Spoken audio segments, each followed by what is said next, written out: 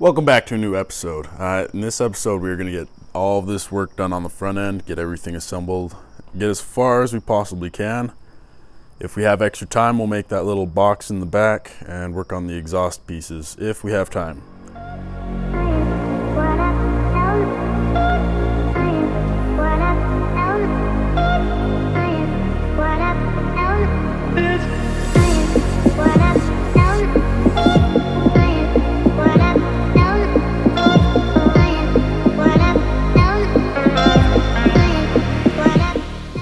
We're getting a little bit of an early start this morning. It's about 6 a.m.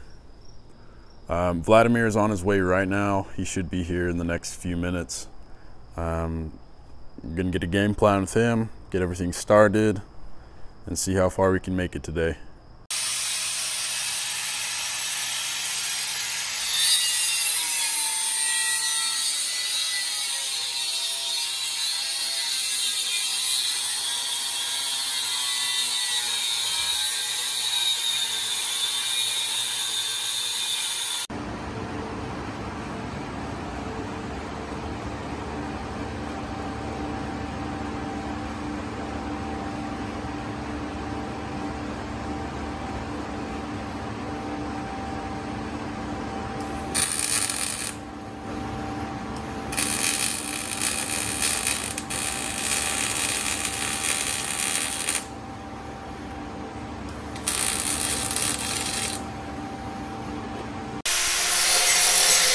Hopefully you guys can hear me okay. It's a little bit noisy right now, but that's the shop. So got the power stroke yoke put on this thing, ready to rock. Started messing with the track width as well to get the whole rear end figured out. Vladimir's just grinding back some of the welds on the power steering rack. That front subframe had to be modified to fit it, so he had to grind and cut and weld up. Looking good. I think so,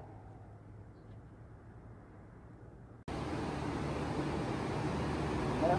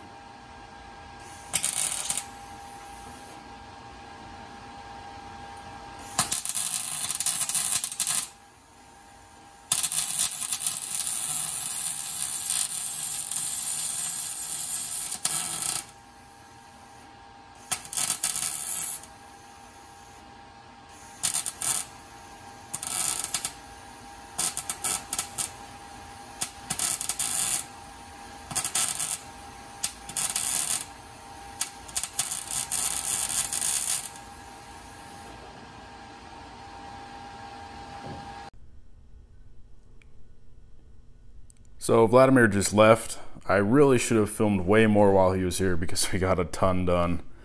I think we were working for about 12 hours straight, so pretty busy.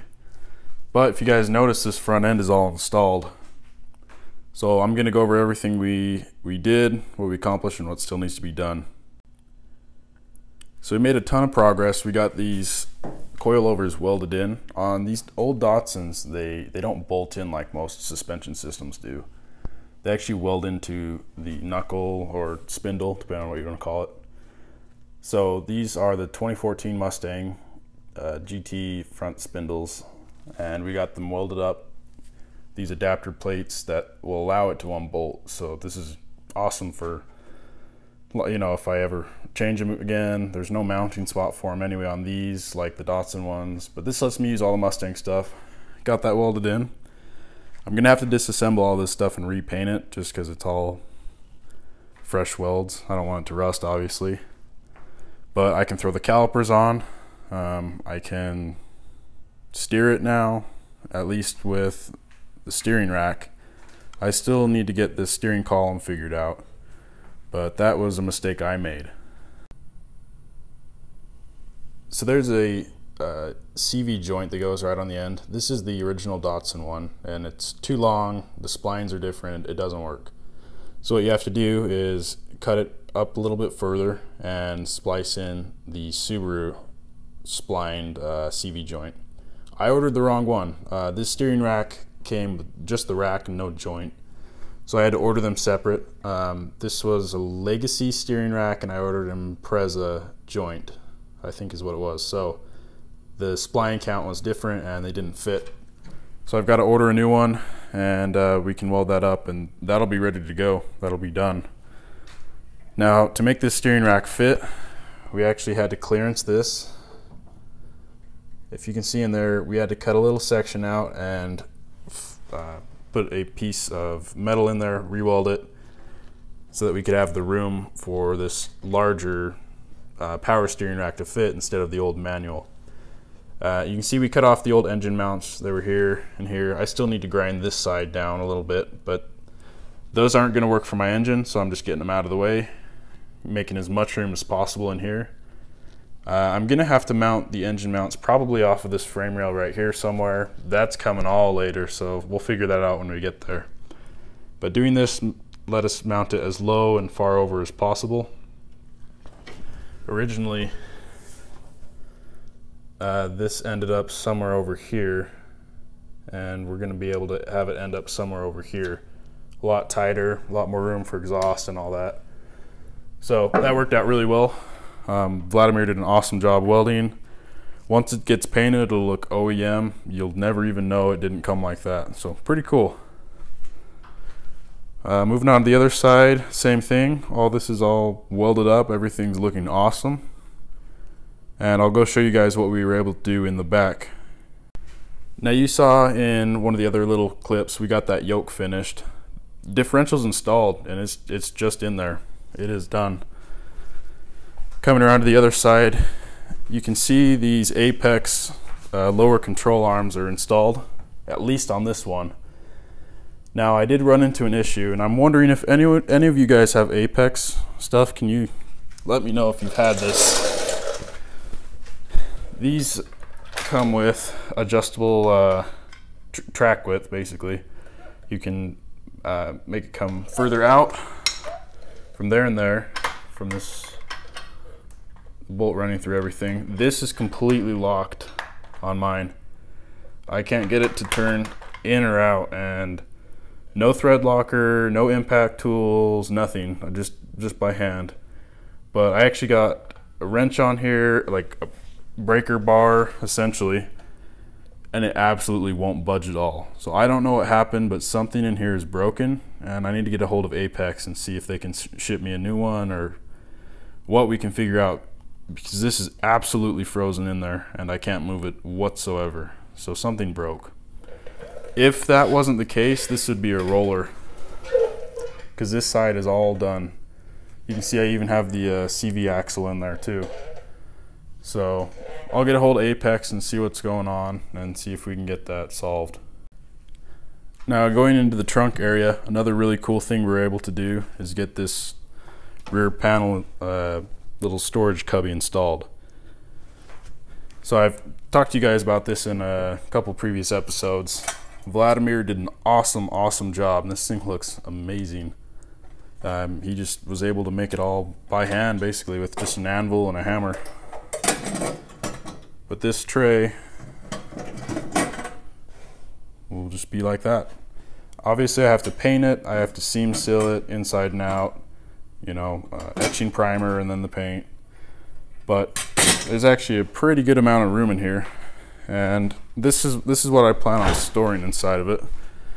I was telling Vladimir, if I can just fit a pack of jumper cables in there, I will be totally happy. problem with these cars is they don't have hardly any storage at all. The door cards, the door skins, they don't have any cubbies. Center console doesn't really have anything. The trunk's full of the spare tire. There's really no storage here.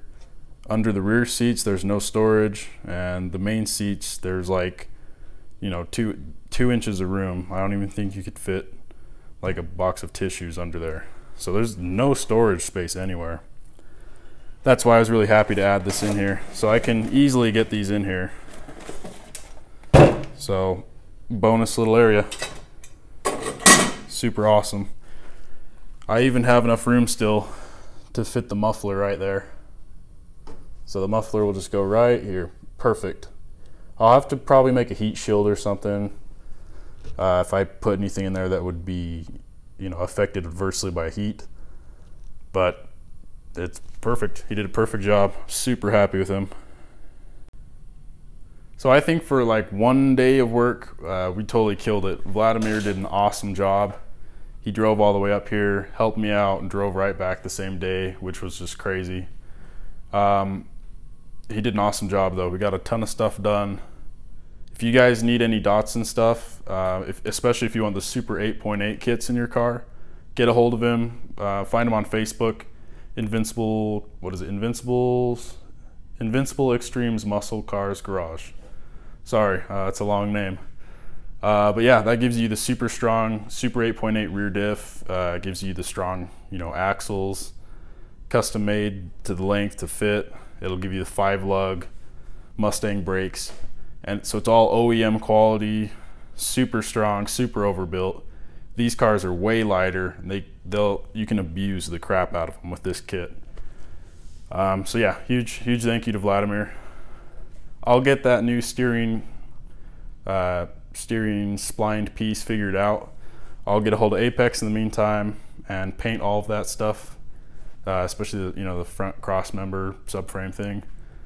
Get all that figured out, but we got a lot done today, so super happy. Thanks you guys for watching. I know this is a bit of a shorter episode. I just didn't film as much as I would have liked to, but huge progress is being made, so thanks for following along, and we'll talk to you guys soon.